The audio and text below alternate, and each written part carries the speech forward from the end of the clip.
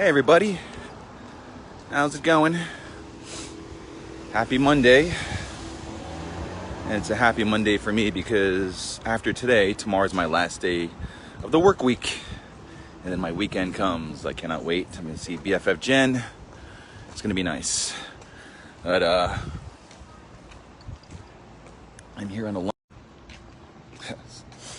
dumbass connection. Sorry.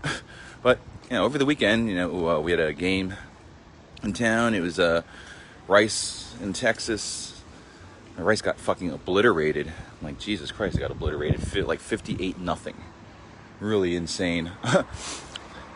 I'm looking for some shade, so bear with me here while I get my location set here for this live cast. Thanks again for joining my Facebook live stream. If you're watching this on my Life of Art YouTube channel, thank you for watching, and please subscribe if you haven't. Like and share the video. So, if you've seen the caption for this video, I want to discuss a little bit about this past week's Dark Side of the Ring episode on the Vice channel, which had to do with the infamous WWE Plane Ride from Hell story from 2002, almost 20 years ago. And for those of you who aren't familiar with Dark Side of the Ring, well, first off, I figure some of you or most of you know Vice, the magazine, and then they do documentaries on HBO, and they make their own video. They have their videos on YouTube. I don't know where you can get the channel. I mean, I guess I'm on a cable system. I don't have cable, so I just stream everything off the web. But so they produced this series called Dark Side of the Ring, and it documents certain stories in the world of professional wrestling, usually not so flattering, hence the name Dark Side of the Ring, because as much as us fans love wrestling and it's been a part of our childhood growing up, and we're really reminiscent of it, and we still watch it, and it still makes us feel the way we do when we were younger, that emotion, it pulls from us and everything. That's why we stick with it, even through the good and the very bad. And, so we, as much as there's awesome shit that we love that happens in wrestling, there's also this deep, dark underbelly, like with a lot of things in that occur. But with wrestling especially, because wrestling is such a secret society. Wrestling is like the Masons. Think of it, or like Freemasonry, it's like the secret society, secret language, only certain people know certain things, you're not cluing anybody in, like if you're a wrestler, like back in the day, especially like in, mid 20th century or whatever, when it was, when it was like thriving, those guys, they wouldn't tell their families anything, and they might live the gimmick at home or something, or they play up an injury from a match, and it's like they're acting the whole time, pretending and shit, it's like a whole like thing. And then the kayfabe, the secret language kind of thing, and basically kayfabe, the concept of basically the concept of wrestling, of what is not whatever real is portrayed as real, quote unquote, so in a sense, though. But I mean, I've read a lot of stories online over the years and in books, about shit that went down in wrestling that's like extremely undesirable and just abhorrent. And of course, like one of the most infamous things was the Chris Benoit murder, suicide with his family. That was like before the Me Too movement stuff last year, and then this thing with this Dark Side. The Benoit thing was probably like the most the biggest black eye on the industry. I mean, WWE like revamped their wellness policy and was really stringent with it, and was like really showing that anybody will be suspended, although like the main eventers really weren't. Like they just wouldn't get paid, but, you know, like, they need them in a program, so they like revamped that policy where it was like, you know, we're booking you, you know, you're just not going to get paid, but, you know, like, we need, because, you know, like, everybody gets suspended, and then it's like, fuck, we don't have a roster anymore now. Well, how are we going to do? I have to call up people from the farm league or whatever, you know, from Florida and shit. So, but anyway, so, you know, this Dark Side of the Ring, if you haven't watched it, you have to check it out, even if you're not a wrestling fan, because like, because some of these stories you'll remember, these wrestlers that they talk about, you'll remember from when you were young, when, you know, when you were following it, and more probably, and was like, and, you know, it'd be like, oh, what's this person up to? And then you're just like, oh shit, they're up to that, you know, or they did that. So, so this past week, the Dark Side of the Ring, they produced a video talking about the plane ride from hell. It was a WWE story, and the real big, the quick gist of it is that they had a European tour, which included a pay-per-view, and then they had to fly back to the States, and I think they had to do like a Raw as soon as they landed, or get to a Raw like really soon. I don't know if it was that night or the next night, or how, I don't remember the schedule, but it was like that kind of hectic schedule. So they boarded they boarded this plane, like private flight, chartered, and it was on the tarmac for like hours. Like, I don't know what the deal was with the plane, but, you know, so these guys, so everybody in the plane just started drinking. You know, they like in the documentary, they said they got like 3 carts of alcohol like like way before the flight even took off. You know, so they're already like pounding down that shit and getting all fucked up.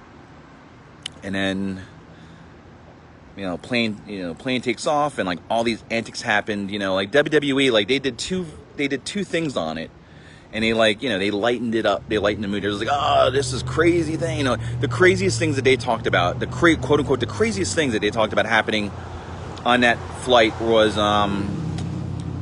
Michael Hayes getting his ponytail cut off by X-Pac, and then Brock and Mr. Perfect getting into a fucking wrestling match in the aisles, and like slamming into the, you know, into the door, the side door there. Like, I mean, the thing is like locked to the max, but I mean, they kept pounding the thing where it's like, you could almost be like, shit, man, if they break that door open, we're fucked, you know? Like, as one flight attendant said in the story, actually the one who talked about Ric Flair, she said, you know, like, she's like, we could make an emergency landing. She's like, it would just be in the Atlantic, though, you know, like, because they were like over the fucking pond when all this shit's going down still. So, white peach ice.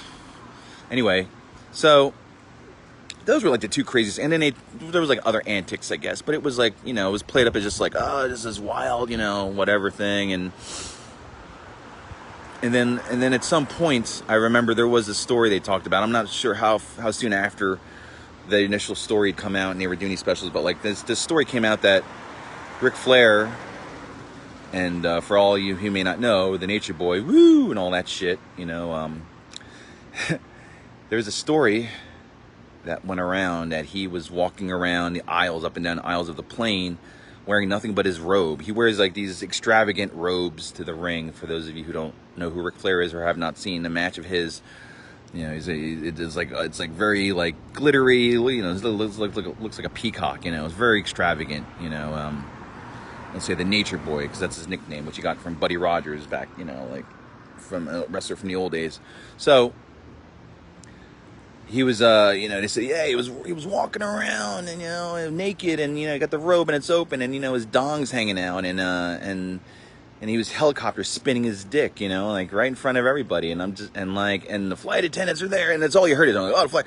You're just like, oh God, you're like, the flight attendants had to see that shit. I mean, I at that time, I remember when I heard that, and I was like, oh, I'm like, that's like kind of gross, man. I'm like, you know, like, everyone's like, oh, you know, Ric Flair, the Playboy, you know, the ride Space Mountain and all that shit, you know, and then, so when they hear that, they're just like, oh, you know, it was, you know, like, oh, you know, that's Ric Flair, that's the Nature Boy, woo, you know, and all that shit. That's how they would respond to that action. And it'd be joked about from time to time. People like, oh, once people knew that, like then when you talk about the plane ride from hell, you'd be like, oh yeah, and then there's Flair, apparently walking around naked, and with his dick out or spinning his dick around and stuff.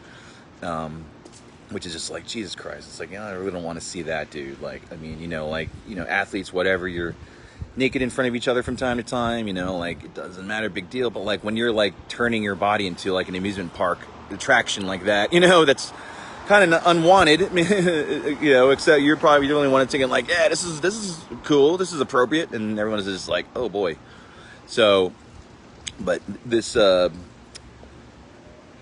this documentary, they're covering a lot more, they're covering a lot more things, I mean, but like before the flight, Terry Runnels is Dustin Rhodes' ex-wife. She was Marlena and during the Attitude Era when she was like Goldust's manager.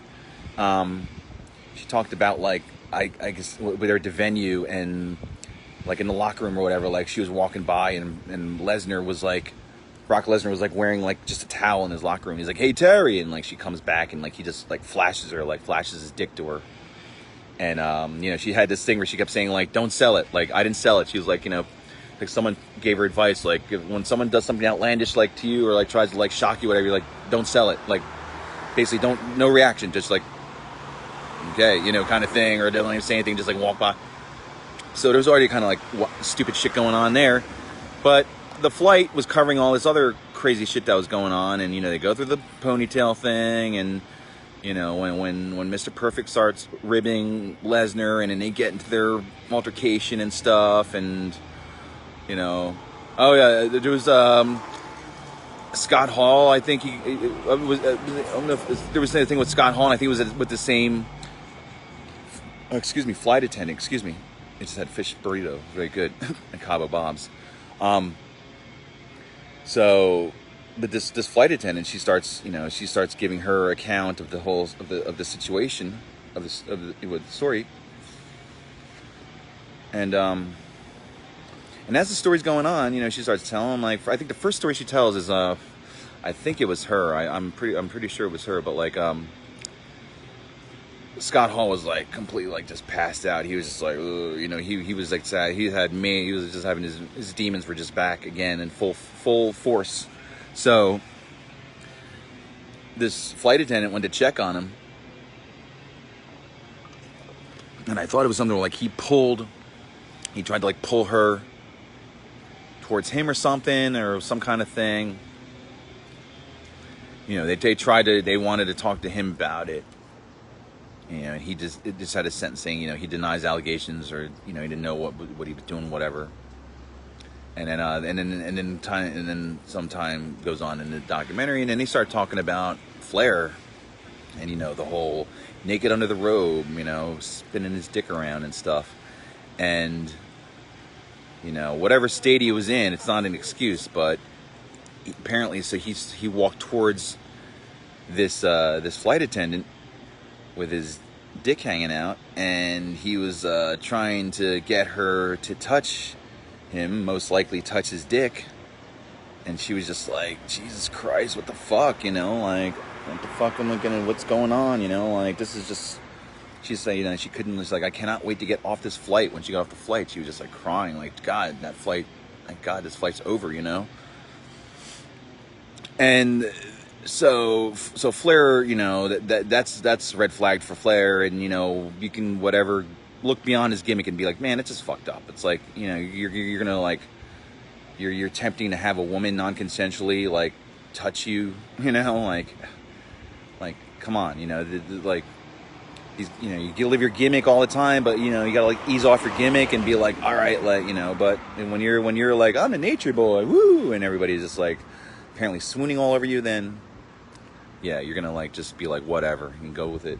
So, but the other thing about this particular part of the documentary is Tommy Dreamer and his interview segments, man. And boy, he was. I just remember watching it. Like I didn't realize. I didn't just think about it because I guess I was just still trying to take everything in. But I just remember being like, man, Dreamer's being a dick. Like he's like just being all douchey. He's just being like, like.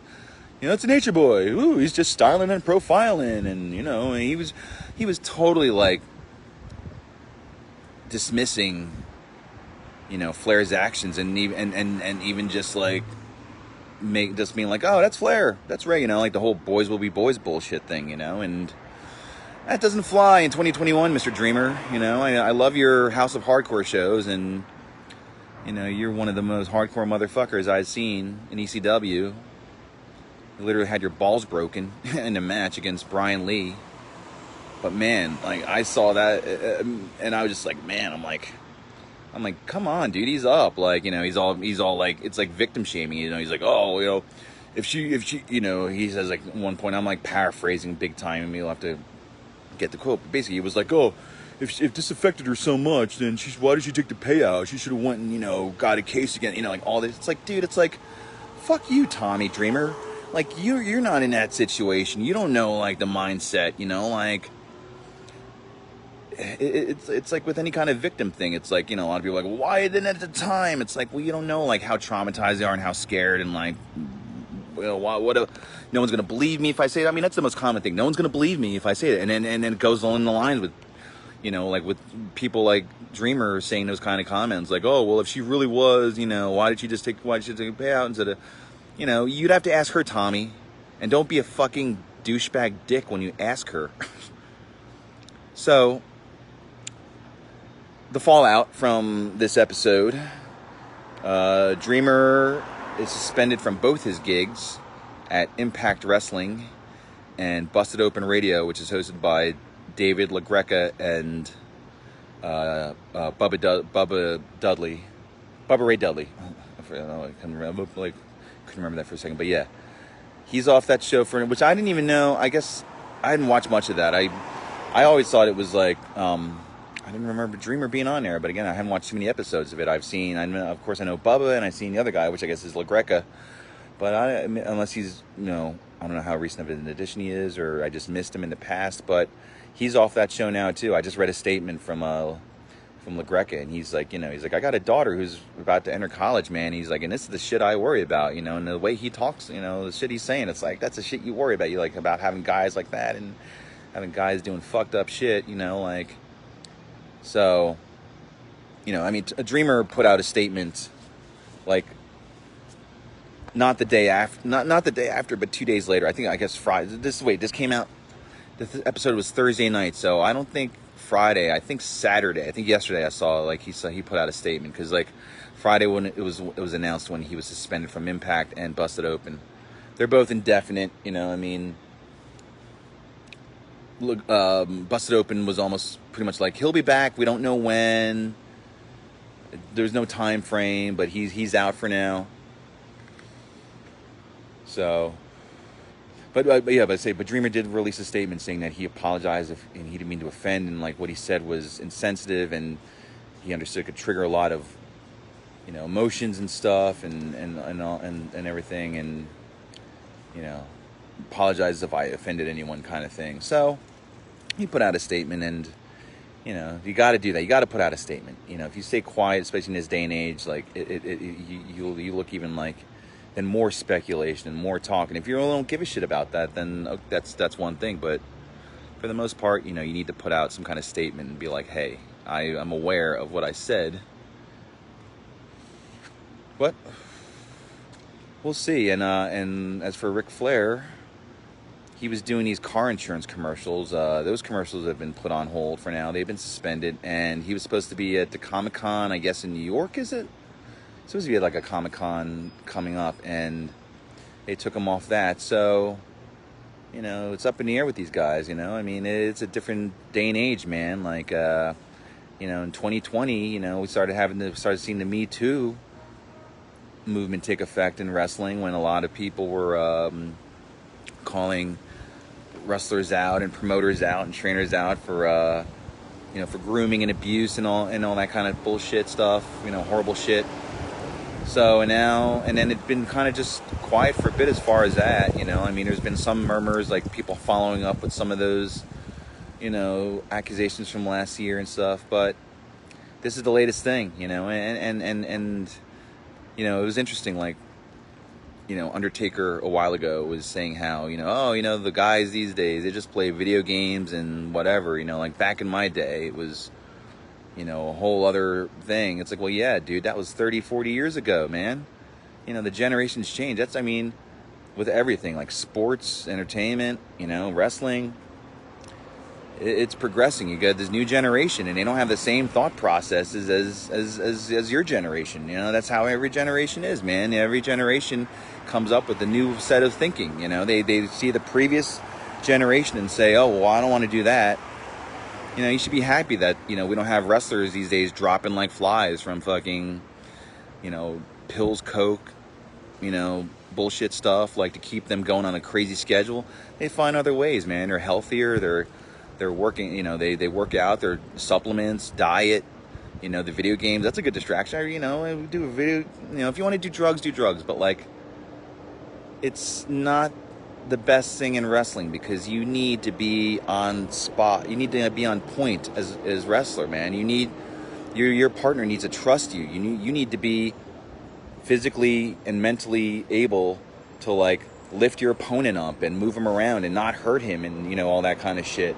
So yeah, doing drugs is horrible. I don't even consider weed a drug, but like, smoking weed to like feel better from your pain, as opposed to like taking like a shit ton of like oxys or muscle relaxers that that aren't scripted, like that's it's a no-brainer, like which way you should go. But like, I commend these guys, and not only having like like doing things different physically, but mentally. Like they're like seeing that shit they don't want to take. Yeah, there's probably still, I'm sure there's like still ribbing and practical joking in wrestling, and there's still that brotherhood, that camaraderie. But I think they're taking different approaches, because it's another generation. It's a whole different set of people, with a different way of thinking and different standards, morals and such, so the whole boys will be boys, and like, oh, well, this generation, it's like, I think it's better. I think you're going to see a lot more progression. And then you see like these newer guys like AEW, you see these younger dudes like starting up a promotion with their way of thinking, which is way different than WWE, and you can see that they're like a progressive company, and they know who their fan base is, who they're catering to, so to speak. So progression's good. A lot of people think that's a scary word, progressive, like progress. It's moving on. It's going to happen whether you like it or not. Life is just one big progression. That's all it is. It's just constantly moving, constantly changing, for the better, for the worse, for the better. Like if you having a positive agenda, you try to change it for the better. By bringing in your values and spreading them out, to a few people, and then they resonate to it, and then, then they kind of like take part like how you do, and then it becomes a whole thing, movement stuff. So, me and my friend Philip were talking about this. We're like, you're always like thinking like, geez, like what's the next thing that's going to come out, like last year I thought wrestling was going to be fully canceled in a way, between COVID and then the Me Too shit. But it's always going to be standing. But yeah, there's always like more things are going to come out, because and we've had shoot interviews and all these shit for years, but like more things are going to come out because the internet is there readily available. People are seeing that. People are more open to be like, hey, this happened to me, someone might have been like afraid to tell a story because like, oh, I don't want to get blacklisted, or I don't want to get harassed by their fans and all this shit, but when they see more people coming out and being like, hey, this person did this to me, or this person harassed me, or this person assaulted me, then there's going to be more people that are going to be like, you know what, I'm going to go out and do that too, like I'm still going to be nervous and a little scared, but other people have done it, and it's going to get hopefully a good result out of it, or at least bring the awareness out of like, hey, this guy is like this, so if you book him, just be aware that you're booking a predator or an abuser, that kind of shit. So yeah, so that's my, it was a great episode. Oh, shit. Oh man, I spilled my drink. It's all right. That shit'll dry in like 1 second. It was a great episode, man. It was like one of the, it was like, it was It was tough, man. Like, those episodes are tough, you know. I mean, the Chris Benoit one is probably the toughest episode I've ever seen. That one was just so sad, you know, like just seeing it was sad seeing his son, his older son David, like crying, like trying to understand like why. I mean, that's the shit that's sad. So I love you too, babe. I love you, Selena. Thanks, Max, and thanks, Tessa. Thanks for everyone checking in. Sorry I didn't acknowledge you earlier. I'm on this in this whole thing, but yeah. So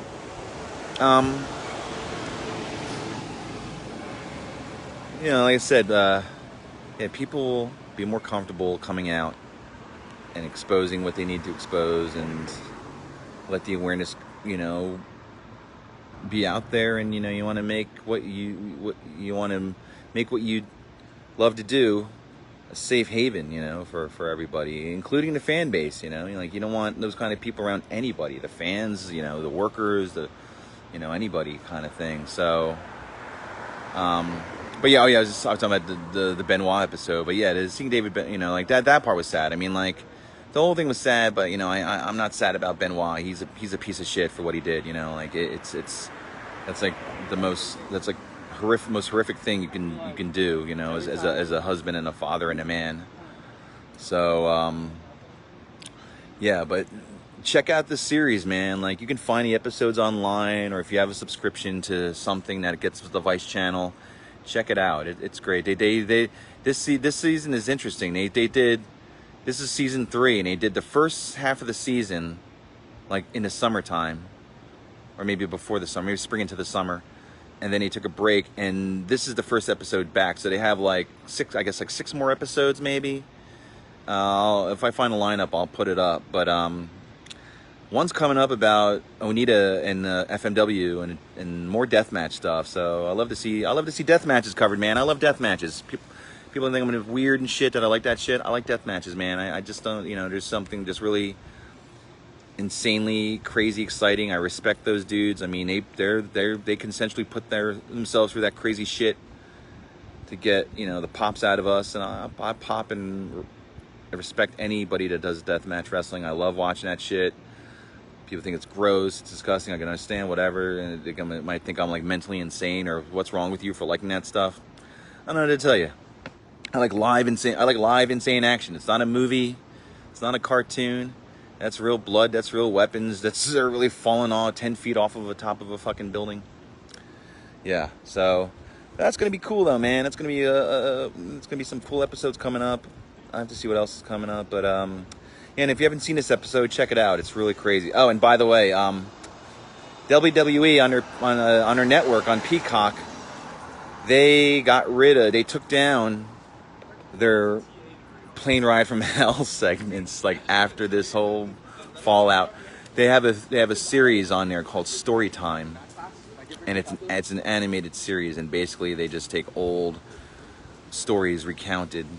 You know, old wrestling stories that are recounted by the actual guys that were in the story, and then they just animate the story. So if it's like, somebody was like, oh yeah, you know, I used to travel with this guy, and then, you know, they tell the stories about how they travel together, you know, for like hundreds of miles to like all these shows.